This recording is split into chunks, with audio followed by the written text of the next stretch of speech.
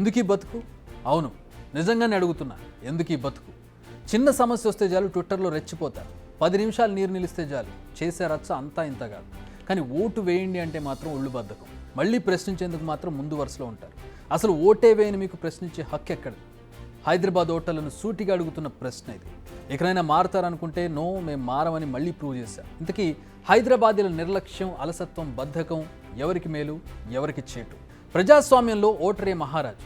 ఎందుకంటే ఒక్క ఓటు దేశ భవిష్యత్తును మార్చేస్తుంది. అదే ఒక్క ఓటు బడాబడా నేతల జాతకాలను తలకిందులు చేస్తుంది. మరి అలాంటి ఓటు హక్కు ఉన్న హైదరాబాద్ ప్రజలు కొన్నేళ్లుగా పోలింగ్కు దూరంగా ఉంటున్నారు. ప్రతిసారిలాగే ఈసారి కూడా ఓటు వేసే విషయంలో హైదరాబాదీలు మాత్రం అసలు ఇంట్రెస్ట్ చూపించలేదు. ఇప్పటి వరకు గ్రేటర్లో జరిగిన ఎన్నికల్లో ఏ ఒక్కసారి కూడా ఓటింగ్ పర్సంటేజ్ 50 దాటలేదంటే అతిశయోక్తి కాదు. ఈసారి కూడా అదే జరిగింది. ఎలక్షన్ కమిషన్, జిహెచ్ఎంసీ అధికారులు ఓటు వేయని మహాప్రభు అంటూ నెత్తి నోరు కొట్టుకుని ప్రచారం చేసినా ఈసారి కూడా ఎవరు పట్టించుకున్నట్టుగా అనిపించడం లేదు. ఈసీ ఎలక్షన్ సమయంలో హాలిడే ప్రకటించినా ప్రజలు మాత్రం ఇళ్లు కదలడం లేదు. కదిలినా అది పోలింగ్ బూత్కు మాత్రం కాదు. తెలుగు రాష్ట్రాల్లో అతి తక్కువ ఓటింగ్ నమోదయ్యే నగరం హైదరాబాద్ అంటే భాగ్యనగర వాసుల చైతన్యం ఎలా ఉందో అర్థం చేసుకోవచ్చు. స్థానిక సంస్థల ఎన్నికలు సేమ్ సీన్, సాధారణ ఎన్నికలు అదే సీన్. సిచ్యువేషన్స్, సినేరియోస్ మారుతున్నాయి, బట్ ఈ ప్రాంత ప్రజల తీరు మాత్రం మారడం లేదు. 2014 ఎన్నికల్లో 53% మంది కూడా ఓటేయలేదు. 2016 ఎన్నికల్లో కేవలం 45.27% ఓట్లు మాత్రమే పోలయ్యాయి. 2016 జిహెచ్ఎంసీ ఎన్నికల్లో 74 లక్షల మంది ఓటర్లు ఉంటే అందులో 50% కూడా తమ ఓటు హక్కు వినియోగించుకోలేదు. ఇక కొన్ని ఏరియాల్లో అయితే 20% కూడా ఓటింగ్ జరగడం లేదు. ఓట్లు వేయరు కానీ రోడ్లు బాగోలేకపోతే ఫోటోలు తీసి ట్విట్టర్లో పెడతారు.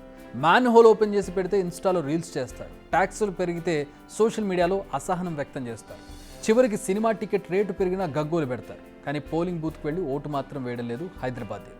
ఈ ట్రెండ్ ఇలాగే కొనసాగితే అది డెమోక్రసీకి అసలు మంచిది కాదు. కేవలం 20-30% పోలింగ్తో నెగ్గిన ఎమ్మెల్యే, ఎంపీలకు పూర్తి ప్రజా మద్దతు ఉందని ఎలా నమ్ముతాం?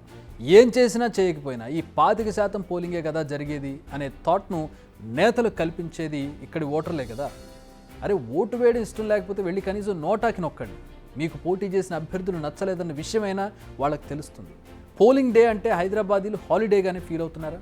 ఎంచక్క ఓటీటీలో సినిమాలు పెట్టుకొని చూస్తున్నారా? అయిపోయిన క్రికెట్ మ్యాచ్లు రీప్లేలు చేసుకుంటున్నారా? లేదంటే ఉన్న హాలిడేకు మరో ఎక్స్ట్రా హాలిడే లీవ్ తీసుకొని టూర్కి వెళ్తున్నారా?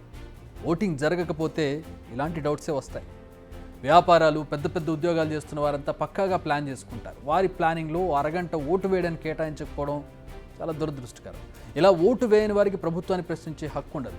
ఓటు వేయని వారంతా ఇకపై సోషల్ మీడియాలో పోస్టులు పెట్టడం మానేయాలి. ప్రభుత్వాన్ని విమర్శించడం మానండి. ఎందుకంటే ఓటే వేయని మీకు ప్రశ్నించే హక్కు ఉండదు. మధ్యాహ్నం 1 గంట వరకు కూడా 20% కూడా హైదరాబాద్లో పోలింగ్ జరగలేదు. హైదరాబాద్, సికింద్రాబాద్, మల్కాజ్గిరి 3 లోక్సభ నియోజకవర్గాల్లో ఇదే పరిస్థితి. కాస్త అటు ఇటుగా ఉన్న ఓటర్ల థాట్స్ అన్నీ ఇలానే ఉన్నట్టుగా కనిపిస్తోంది. ఇప్పటి వరకు ఓటేని హైదరాబాదీలంతా నిజంగా సిగ్గుపడాలి. ఇంత చదువులు చదువుకుని ఏం ఉపయోగం? ఇప్పటికైనా మారండి, దయచేసి ఓటేయండి.